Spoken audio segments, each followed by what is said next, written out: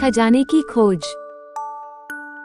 एक गांव में एक रामलाल नाम का एक किसान अपनी पत्नी और 4 लड़कों के साथ रहता था।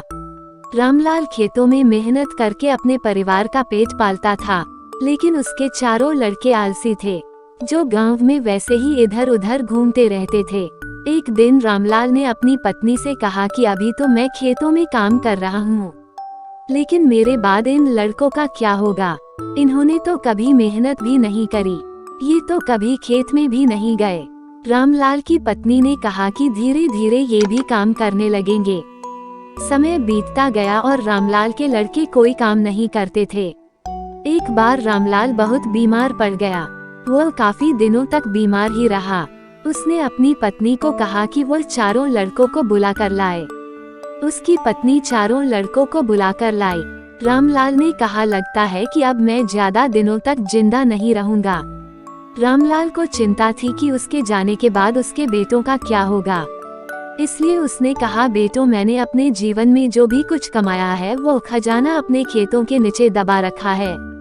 मेरे बाद तुम उसमें से खजाना निकालकर आपस में बांट लेना। यह बात सुनकर चारों लड़के खुश हो गए। कुछ समय बाद रामलाल की मृत्यु हो गई। रामलाल की मृत्यु के कुछ दिनों बाद उसके लड़के खेत में दबा खजाना निकालने गए।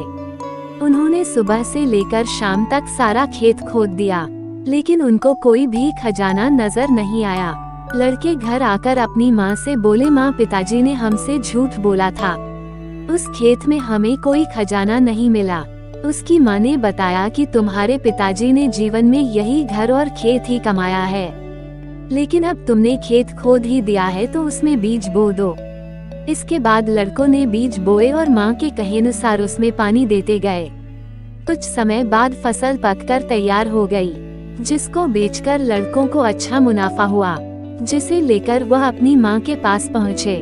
माँ ने कहा कि तुम्हारी मेहनत ही असली खजाना है, यही तुम्हारे पिताजी तुमको समझाना चाहते थे। मोरल ऑफ द स्टोरी, हमें आलस्य को त्याग कर मेहनत करना चाहिए। मेहनत ही इंसान की असली दौलत है।